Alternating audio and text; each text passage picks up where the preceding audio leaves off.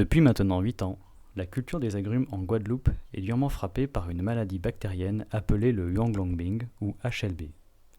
Cette maladie est véhiculée par un insecte hôte, le psylle asiatique.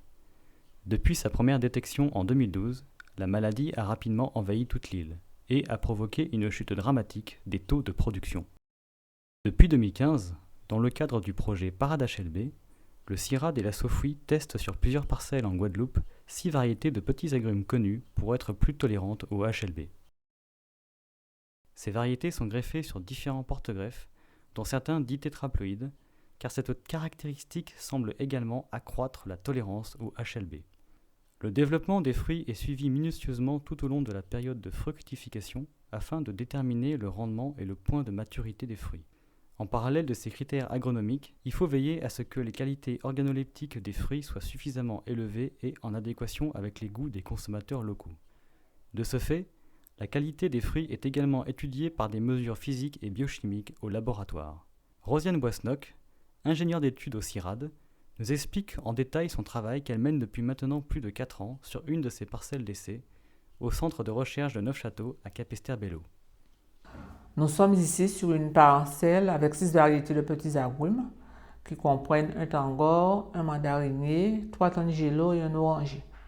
Chaque variété est greffée sur 2 types de porte-greffes tétraploïdes et sur un porte-greffe normal diploïde. Ça fait en tout 18 associations, variétés porte-greffes différentes, qui sont répliquées en plusieurs exemplaires, répartis aléatoirement dans 3 blocs expérimentaux côte à côte, qui représentent en tout 99 arbres.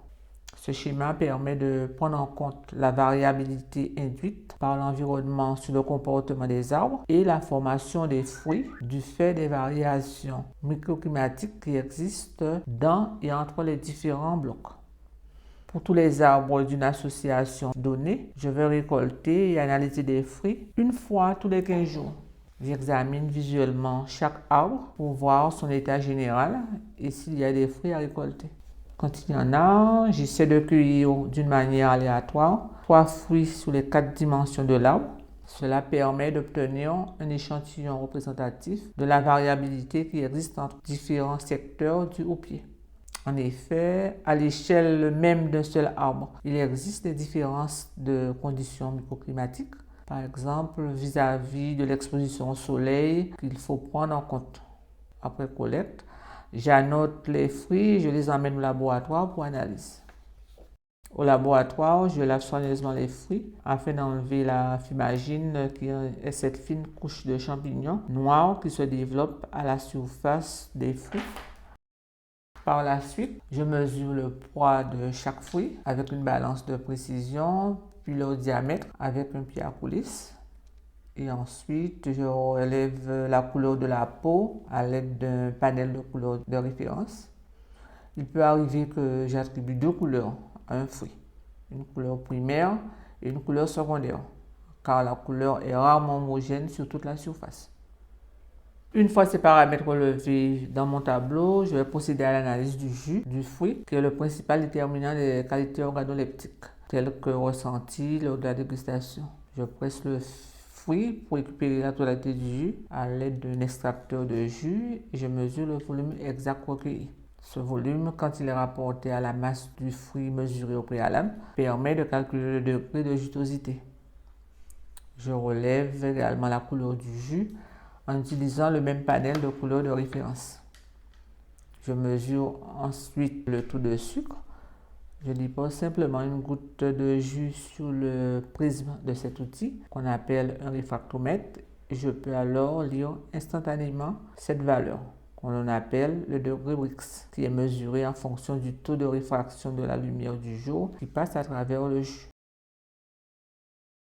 Enfin, je vais doser l'acidité du jus qui, dans les fruits d'agrumes, est exprimé comme le pourcentage d'acide citrique. Pour cela, j'utilise cette machine qu'on appelle un mini-titreur numérique qui permet une mesure rapide et précise de l'acidité du jus à partir de 5 ml de jus dilué dans le lot distillé.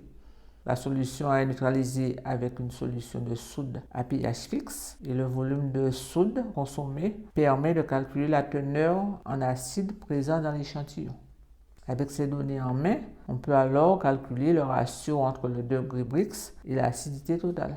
Ce ratio est un critère de qualité qui permet de déterminer si le fruit a atteint son point de maturité.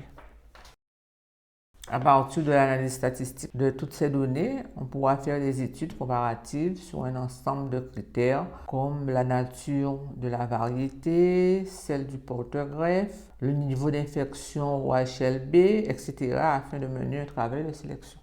À l'issue de ce travail, on espère pouvoir fournir aux producteurs du matériel végétal qui offre à la fois de bons rendements, permet d'étaler les périodes de production et donne des fruits avec une qualité suffisante pour convenir aux consommateurs. Et tout ça malgré la présence durable du HLB en Guadeloupe.